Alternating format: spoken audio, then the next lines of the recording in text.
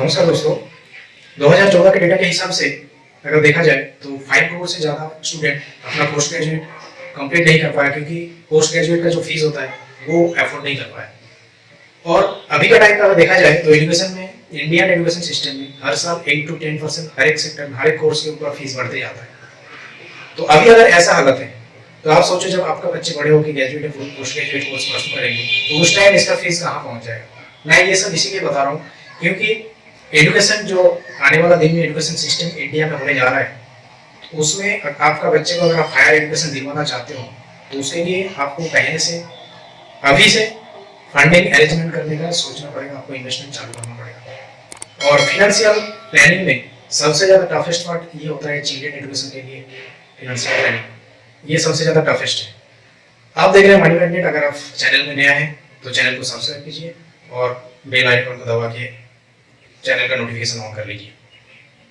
आज बात कर रहे हैं चिल्ड्रन एजुकेशन प्लान के बारे में। ये क्यों सबसे टफेस्ट थिंग है आपका फिनेंशियल प्लानिंग में, क्यों टफेस्ट है, मैं आपको थोड़ा सा क्लियर कर देता हूँ। क्योंकि हर एक फिनेंशियल प्लानिंग का हर एक पार्ट में, मेरा पहले का जो वीडियो है वो अगर देखेंगे तो मैंने काफ़ी सारा चीज़ उसमें बता दिया आपको क्या क्या करना चाहिए आपका टोटल फिनेंशियल प्लानिंग में। उसमें एक पार्ट है चाइल्ड एजुकेशन प्लान। तो चाइल्ड एजुकेशन प्लान इसमें से सबसे टफ इसलिए है क्योंकि इसमें आपका ज़्यादातर चीज़ें हैं अननोन। क्योंकि आप एक ही चीज़ जानते हो कि आपको कितने साल बाद आपका ये फंड का जरूरत पड़ेगा। अगर आपका बच्चे अभी किसी भी उम्र का है, वो जब 17 साल का होगा तो कॉलेज जाना स्टार्ट करेगा, तो आपको पता होगा इतना साल बाद मुझे ये पैसों का जरूरत होने वाला है। बाकी आप कुछ भी नहीं जानते हो आपको कितना पैसा चाहिए। आपका बच्चा बड़ा हो कि आपको उसका स्टूडेंट लाइफ कैसा रहेगा, उसका इंटेलेक्चुअल पावर कैसा होगा, वो कौन सा फील्ड में जाना चाहेगा, कौन सा कॉलेज परस्यू करना चाहेगा, कौन सा कोर्स करना चाहेगा और कहाँ से करना चाहेगा। आपको ये सब चीज़ के बारे में कोई नॉलेज नहीं होता है। तो आपको ये सारा चीज़ को एज्यूम करके चलना पड़ता है और अपना बच्चे का फ्यूचर के लिए आपको एक चाइल्ड एजुकेशन प्लान बना के और उसकी तरफ आपको इन्वेस्टमेंट जारी रखना पड़ता है, ताकि आने वाला दिन में जब आपका बच्चे उस लेवल पे, उस स्टेज पे पहुंच जाए तो आपका बच्चे का इंटरेस्ट, उसका इंटेलेक्चुअल पावर जो भी है वो आपका फंडिंग के लिए सवाल ना हो जाए। हर किसी का बच्चा अपने पास बहुत प्यारी होता है, उसके लिए वो कुछ भी करना चाहते हैं। वो चाहता है मेरा बच्चा, कोई भी है, हर कोई चाहता है अपना बच्चा जाके वर्ल्ड का सबसे अच्छा यूनिवर्सिटी से अपना बढ़िया डिग्री परस्यू करे और अपना सोसाइटी में बहुत आगे जाए और बहुत सारा नाम कमाए। लेकिन आज के टाइम में वो करने के लिए बहुत ज़्यादा फंडिंग का जरूरत पड़ता है। ये जरूरी नहीं है हर किसी को फंडिंग लगता है, ये सिचुएशन के ऊपर डिपेंड करता है। तो आप किसी भी सिचुएशन में हो, आप नेगेटिव ना सोचिए, आप उसकी तरफ थोड़ा सा ध्यान दीजिए और उसको इनिशिएटिव अभी से चालू कीजिए। क्योंकि हो सकता है आपका बच्चा बहुत ज़्यादा इंटेलिजेंट हो, उसको हर स्टेज में स्कॉलरशिप मिल जाए, आपको वहाँ पे पैसा खर्च करने की जरूरत ना पड़े और वो आगे जाके ऐसा कोई ग्रेजुएशन के बाद बड़ा कोई कंपनी में नौकरी मिल जाए जो अलाउ करते हैं उसको पोस्ट ग्रेजुएट के लिए। तो बहुत सारी चीज़ें हो सकता है। आप अगर आपका इनकम कम है तो आप इसमें मतलब कोई नेगेटिव सोचने वाला बात नहीं है। आप बड़ा से बड़ा सोचिए, आपका आने वाला जो जनरेशन है उनके लिए आप बड़े से बड़ा सोच सकते हैं, क्योंकि बहुत सारा पॉसिबिलिटीज है जो आपका सपना पूरा कर सकता है। लेकिन आपको जो करना है, आपको एक फंडिंग का एक इनिशिएटिव करना है, वो अभी आज से करना है। क्योंकि आप जितना जल्दी उसका स्टार्टिंग करेंगे वो धीरे धीरे जैसे आपका बच्चा ग्रो होते जाएगा आपको पता चलेगा कि हाँ उसका इंटरेस्ट क्या है, उसका जो फील्ड ऑफ इंटरेस्ट और उसका जो इंटेलेक्चुअल एबिलिटी वो किस तरफ जा रहा है और वो अपने आप को किस तरफ चैनलाइज कर रहा है, किस फील्ड में वो जाना चाहता है। उस हिसाब से आप अपना फंडिंग को बढ़ा सकते हैं, घटा सकते हो, आपके पास एक क्लियर विजिबिलिटी आ जाता है। लेकिन शुरुआत इसीलिए करना है क्योंकि कोई भी प्लानिंग आप जल्दी शुरू करेंगे तो आपके लिए टाइम फ्रेम एक बहुत ज़्यादा मैटर करता है, टाइम फ्रेम बहुत ज़्यादा मिल जाएगा आपको, तो आपको बर्डन नहीं होगा, किसी चीज़ में आपको बर्डन नहीं उठाना पड़ेगा। आप सारा चीज़ करने के साथ साथ अपना जो भी लाइफस्टाइल है उसको मेंटेन करने के साथ साथ पूरा फिनेंशियल प्लानिंग करने के साथ साथ आप इस चीज़ को भी आप आगे ले जाइए। मैंने पिछले वीडियो में बताया था आपको फिनेंशियल प्लानिंग करने के टाइम दो चीज़ पहले करना है। एक है आपका रिटायरमेंट प्लानिंग जो बहुत जरूरी है, उसको मैं ज़्यादा प्रायोरिटी दूंगा, और दूसरी जो पोजीशन में आता है वो है चिल्ड्रन एजुकेशन प्लान, इसको मैं बहुत ज़्यादा प्रायोरिटी दूंगा। अगर आप अपना रिटायरमेंट प्लानिंग को इनिशिएट कर चुके हैं तो आप अपना चिल्ड्रन एजुकेशन प्लानिंग को भी इनिशिएट कर दीजिए। ये बहुत ज़्यादा जरूरी है अभी के टाइम पे, क्योंकि आने वाला दिन में पता नहीं इन्फ्लेशन रेट कहाँ जाएगा और एजुकेशन का जो एक्सपेंसेस है वो कहाँ जाएगा। तो इसीलिए एक नॉमिनल अमाउंट अभी से हमें इस फंड में डिपॉजिट करके चलना है।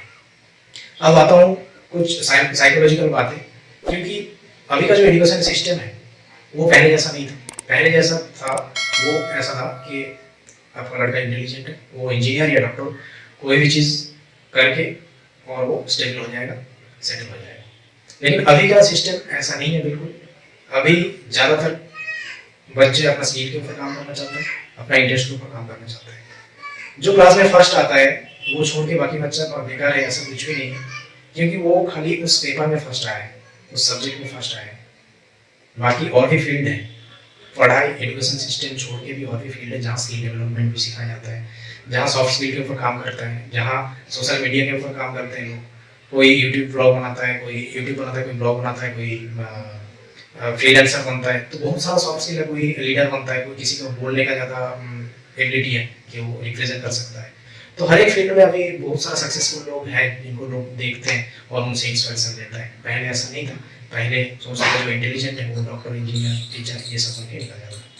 तो आप अपने बच्चों को कभी भी अंडर एस्टिमेट मत कीजिए। उसका जो विनिंग पावर है, उसका जो इंटेलिजेंस है, उसको सही दिशा पे चैनलाइज करिए और उसको सारा रिसोर्सेज दीजिए आप जितना अफोर्ड कर सकते हैं, ताकि वो आगे जाके उस फील्ड में एक्सपर्टाइज हो पाए और अपने आप को एक अच्छी जगह पे ले जा पाए। अब बताऊँ आपका जो फंडिंग है वो किस तरह करना है और कैसे करना है। मैं एक चीज़ आपको जरूर बताऊंगा, ये थोड़ा इंपॉर्टेंट चीज़ है, आप नोट कीजिएगा।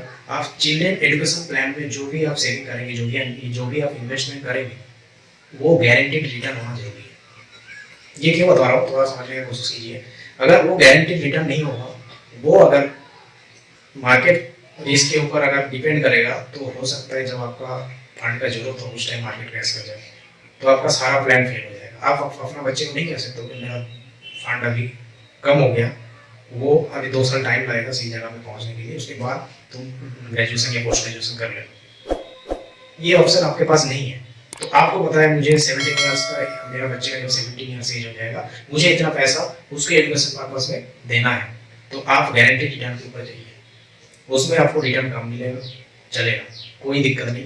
लेकिन आप ऐसा वोलाटाइल फंड में इन्वेस्ट मत कीजिए। वोलाटाइल फंड वो होता है जो बहुत ज़्यादा ऊपर नीचे होता है इसका वैल्यूएशन, और वो मार्केट रिस्क के ऊपर डिपेंड करता है, वो कभी भी आपको धोखा दे देगा। और दूसरी चीज़ है, अगर आप कहीं एक पोर्टफोलियो बना के इन्वेस्ट कर रहे हैं, तो उसको आप कंटिन्यू कीजिए 10 साल तक। मतलब आपका बच्चे का जब 10 से 12 साल तक एज हो जाएगा, उसके अंदर वहाँ से एग्जिट कर लीजिए। उसके बाद आप रिस्क मत लीजिए। उसके बाद भी अगर आप इक्विटी में फंसे रहेंगे तो आपको नुकसान हो सकता है आपका जो टाइम लिमिट के अंदर आपको पैसा चाहिए, उस टाइम लिमिट में आपका पैसा पहुंच जाए या आपका पैसे का वैल्यूएशन कम हो जाए। तो ऐसा बिल्कुल ही मत कीजिए, इक्विटी की तरफ मत जाइए, आप डायरेक्ट गारंटीड प्लान के ऊपर इन्वेस्ट कीजिए। और इस टाइम फिनेंशियल सेक्टर में बहुत सारा प्लान आ चुका है, बहुत सारा प्रोडक्ट आ चुका है जो आपको बोलेंगे ये प्रोडक्ट ले लो, वो प्रोडक्ट ले लो, जिसमें 8% इंटरेस्ट रेट है, उसमें 10% है। मैं आपको क्लियरली बताना चाहता हूँ कि ऐसा कुछ भी नहीं है। मैंने स्पेशली एक्सपेरिमेंट किया है। जो भी आपका प्रोडक्ट का जो भी प्रेडिक्शन देते हैं, जो भी उनका इंटरेस्ट रेट के बारे में बोलते हैं, जो भी प्रोजेक्टेड जो भी वैल्यूएशन है, वो सारे गलत है। ऐसा कुछ भी नहीं होता है। आप जो भी इंटरेस्ट रेट चल रहा है मार्केट में, उसी इंटरेस्ट रेट में आप गारंटीड रिटर्न में आप इन्वेस्ट कीजिए, चाहे वो एफडी हो, आरडी हो, कुछ भी हो। क्योंकि अभी का जो फिनेंशियल सेक्टर है वो आर्टिफिशियल है। पहले होता था मार्केट ग्रो होता था, मार्केट डाउन होता था, लेकिन अभी वो सब चीज़ कराया जाता है।